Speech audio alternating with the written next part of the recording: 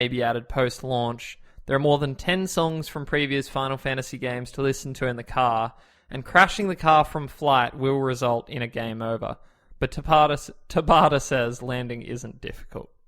So there's a lot there. That's a lot to unpack. All right, let's start from the beginning. Let's go through it again, one by one. Okay, unfortunately they are not bullet points, so... as best you can, as best you can. Okay, so it's not open world. Look. Are you surprised? I'm okay with it, because, like, again, Final Fantasy X, love it, not open world. Exactly. You get an airship at the end, but it's, like, coordinate-based and stuff. It's not like you're doing it. And with Final Fantasy VII, that's kind of open world, but like still not really. Just a shitty top down on a map with a little ship and a little hovercraft, and it's still highly linear. The thing that worried me more is I think after that he says the further you get into the game,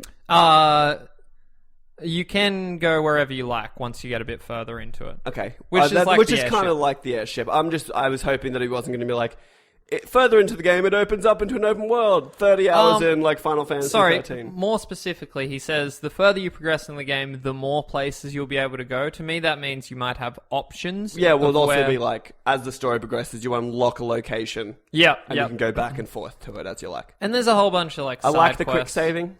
Yeah, that's cool. Because that was always painful, especially when you're young and your mum's like, get off the PlayStation. And you're like, I gotta get to a save sphere. Shut up, Mom! I just got to get to a save sphere, though. Thank you to rest mode. I love that. Yeah, that's amazing. Yeah, that's nice. Cars are faster than chocobos. Now, obvious. Oh, I wanted to say, I feel like this game might be different to 10 in that you can physically walk from one end to the other. Kind of like a Dark Souls, where like you can basically just walk from the start of the game to the end. But maybe you can quick travel in between. Because, you know, in 10, you couldn't do that. That's interesting. I was kind of thinking it would be areas. I think so too, but I reckon they'll be connected by this road. But I don't think you do it without loading. Yeah, that'd be interesting. Yeah. I reckon maybe there'll be like just parts with the car where you get to a new area and it goes to a cutscene. A little cinematic car drive and that loads it. That's fine, but it's still like, I wouldn't really say you could walk to it. Are you like 10 songs? That's it? Oh, I was getting to that. Yeah. Because like that was when I didn't watch the whole conference they did when they did their reveal, but I was like, oh fuck, Final Fantasy Radio, that's dope. It's a good idea. Like, 10 songs? I think they're redoing them, so like there'll be awesome versions of them. But 10 songs? I'd almost rather just chuck the originals in. And like I'm sure there's... Put the entire Final Fantasy X soundtrack in there as it was. You've remastered the whole thing anyway. Yeah, and to be fair, they're saying only 10 songs from previous. There might be 100 new ones. Songs. Yeah, but I really wanted like all of the old ones. One Winged Angel. Except Final Fantasy 13, I could live without any of that shit. Yeah, it's all pretty samey. Oh, actually, fuck off. Lightning's theme's dope. I'm just being a little bitch. Fuck that guy. What else do we have there? I don't care about a camera mode. No, I'm sure people do. Don't care about galleries either. I never look at them. No. Flying the car and crashing, that's kind of interesting. That's yeah, I don't care. It would be dumb if you didn't have any repercussions for crashing. Yeah, just like kind of bounces off mountains. Bounce and then land, like so. Combat is not difficult. Yeah. Difficulty settings. Yeah, well that's alright. It's alright, I don't mind it, but I believe later Final Fantasy had... There was something to be said about... again, Final Fantasy X is what I'm most familiar with, so that's what I'll go back to. But there's something to be said about getting to an insurmountable challenge. What seems insurmountable. And so then you're just like, well, I'm going to grind these little floating fireballs for a little bit. And... I wonder if they're past that now. I don't know if that's acceptable to people anymore. Yeah, I guess grinding, like, I get it. It turns you off. And that's why I didn't finish Final Fantasy X. Me too. So I got spoilers, I got inside Sin. I didn't. I couldn't get inside it. No, see, I cheesed it with Yojimbo. Got a fucking... the old Yojim cheese. Kitetsu or whatever it's called. Zangetsu. Zamato? That is Zanmato, I believe. And I got that, one hit at him, got inside, and then you're locked inside, and I was like, oh shit. Can't grind now. It's like how my brother got to the end world in Kingdom Hearts, but you can't go back to Traverse Town. Why is that so Traverse. weird? Yeah, I don't know why I said that so weird. Traverse Town. Traverse Town. And so he couldn't get back, but it was too difficult for him, and he kind of was just stuck there and never finished Kingdom Hearts because of it. That's unfortunate. But anyway. So that's, I don't know, difficulty's fine, I guess. I'll just be playing normal because I don't really want to get bogged down. Too many games to play, Cal. Too many games to play, especially if Persona gets announced. Too little time. And speaking of time, it's time for the PS4 cast, and it's my turn this week. I'm so glad, because I was like, maybe he's got one, because I don't know if it's mine. I don't think it is. Have you ever heard of a little game called Cosmic Star Heroine? I love heroin. I do too. I love heroines, specifically. Oh, heroin. Cosmic Star Heroine comes from a little developer by the name of Zboid Games. They actually released a trailer today before E3. And it is like my crack what this game is. So I've just got some bullet points here. It's an old school classic turn-based RPG. Its inspirations are like Suikoden. I don't know if you ever played that. I downloaded it on my Vita and then never played it because it doesn't have trophies. Yes, that's true. Also, Chrono Trigger. So it's very similar in that you can... you never go into battles. The enemies attack you on the screen. The trailer is fucking epic. And it's like really like one of those... So you see the enemies on the map and... Or like you'll just enter an area and they'll ambush you. Like they'll jump out and like you'll be in a fight. I'm with you. Modern conveniences. You can save anywhere. There's minimal grinding unless you want to. Brisk pacing that respects your time. I love them when they specify minimal grinding. It's good, but if you want to, because I like to grind sometimes. No, sometimes it's great. I love just chucking on a potty and just grinding up a little storm, but I like that it's... again, Final Fantasy, like I would have had to just grind for hours to get levels up, and I'm glad that's... It has a 2D visual style, straight from the height of gaming's 16-bit era, so again, think Chrono Trigger. I like a 32-bit personally, but who's counting? Animated cutscenes, soundtrack by Hyperduck, who has done games like Dust and Elysian Tale and The Precipice of Darkness 4. God, Dust was disappointing to me. Multi-character combo techniques, so Chrono Trigger. Yeah. Chrono Cross. And your own spy headquarters. I think it has like a spy theme. Like, we'll watch the trailer afterwards because you're going to be stoked on it. Cosmic Star Heroine will cost $14.99 when it launches on PlayStation 4 and PlayStation Vita through the PlayStation Store, complete with cross-buy. Vita. You're talking my language. Vita's where it's at. There will also be a $25 physical version for both platforms available through limited run games, with further details TBA. And it's coming out summer 2016. Cross-buy, cross-save. Cross-buy. Cross-save? No. Or it doesn't say here. Because if it was cross-save... I've never used that, ever. Really? In any game that has that as a feature, I've never used it. I definitely have. I'm trying to remember what they were, but I definitely did. I know I did. Rogue Legacy was a good example. Oh, yeah, sorry, I did use it. Rogue Legacy. The shit out of my Rogue Legacy. So. I think I only did it once or twice, but I did appreciate that. I just found a Reddit thread of crazy E3 predictions that won't happen, but you really, really want. Oh, okay. Well, so, no. We're going to do our predictions, but then I want to quickly go through some of these because the second one I was like, yes, please. Excuse me. I feel like I'm actually getting a cold the longer we sit here. I don't know what's happening to me. Oh, it's because we're sitting in like sub-zero temperatures and the lights do nothing.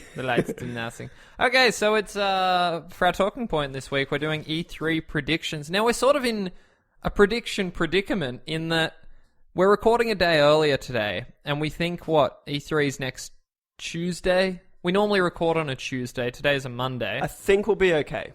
Yeah, see, we're not sure if we're going to... The next episode, whether E3 will have happened yet. It should have. I think it'll be our Tuesday. Maybe if we record the Wednesday. So I said, worst comes to worst, we'll just record late and put it up a day late. That might be the best way to go. I think it's just better to have it covered. Otherwise, we're going to have a weird little mini episode where we're like, we still have nothing. We don't know. So E3, of course, the highlight of the year for the gaming world. We're going to get a whole lot of information dumped. Hopes are going to be dashed and raised. And we're going to predict it. Hopefully. So this is how we're going to do it. One for one? One for one. We each have 10 predictions. I actually just put an 11th in. I did too. I'm a liar, yes. And I guess Govinda and I haven't spoken about this explicitly. This is coming at you raw. So I feel like there's going to be some crossover. But we can deal with that when we get there. All right, and this is why, look, you were talking about scoring, but if there's crossover and we've got the same amount of predictions that it's gonna be a bit out of whack. I don't know how. I think I'll still allow it because I don't think we're gonna have. But I guess if there's crossover, we'll both be right, we'll both be wrong, and we'll make it out. Or there might be slight differentiations. Okay, but we're gonna have a good argument about that point scoring system if we're gonna. Do that. I reckon it's just 1 for 1.5 point if you're sort of right. But what if it's a 2 point? What if it's a 2 point like prediction? Then you get half a point for each point. But what if... to make it a total point? Alright, but we're going to argue. Get ready. Arguments. This is all our show is. I'm going first just for the fun of it. Alright. This is a two... Oh, wait. Sorry. Explicitly, these are Sony. Sony press conference only. Yes, because fucking Xbox. Alright. PS4 Neo is announced and is more powerful than originally reported. Interesting. That's my number 2 is similar. May I... Okay, so... no, just do it. If it's... Yep. The PS4 Neo is revealed. Sony bungles the messaging and the internet is outraged. You're doing reactions to it. Because I don't know, like, how do I gauge the outrage? Because you'll be able to find things that say they're outraged, well, I'll be able to find things that people are like, this is cool. No, I think you can gauge it pretty quickly. Alright, I'm just going to look at PS4 Reddit. Think about hashtag fuck Konami last year. That's true. How do I know if the messaging is bungled, though? We'll know. If they come out and they're like, here it is, it's better than what you've got right now. And everyone's like, but you fucking sold us that and said it was good. Okay, we'll see how it goes. Because people already know about it. I'm not going to be confused by it. I'm not really going to fight you on these. We'll see how we go. Oh, wait. I want to do my first one. Go again. Well, no, but we kind of both. Okay. Naughty Dog discusses single-player DLC for Uncharted 4. Yeah, I like that. My prediction, this is not part of my prediction. My prediction is that it's going to be Sam and Sully. Okay. Doing some fun adventure. Okay. Could be wrong. Mine. Persona 5 Western release date revealed. It isn't until 2017. Oh, because this is interesting. I'm going to go down to my bottom one that I just added. I should have done my Naughty Dog one. Persona 5 release date for the West announced. It is this year. Perfect. That's great. What's your Naughty Dog one? Naughty Dog teases The Last of Us 2. I don't think they're ready for that yet.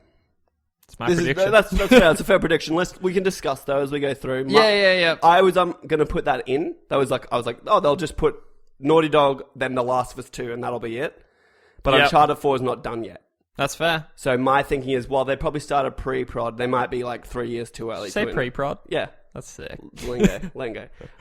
They're probably maybe a year or so out of even telling anyone it exists. So I'm thinking maybe next year is when you'll hear about The Last of Us. We should slow these down a little bit. Yeah, that's what I'm thinking. We can discuss it a little bit. We also don't want it to be too muddled, I think. Too muddled, yeah. So you're up. We're doing a lot. All right, so this one is way out of left field. Okay. I heard murmurs of something going on somewhere. Knack 2 is real. I'd believe it. I mean, actually, I'm almost certain that's a thing. And I always thought it was funny with Knack. Never played it. Still waiting for that PS Plus drop, but it'll happen. If Knack 2 is real, we're getting it for PlayStation Plus, the first one. But everyone jizzes over Crash Bandicoot. Yep. Oh, Crash Bandicoot's amazing. It's just Knack. No, Knack is just Crash Bandicoot.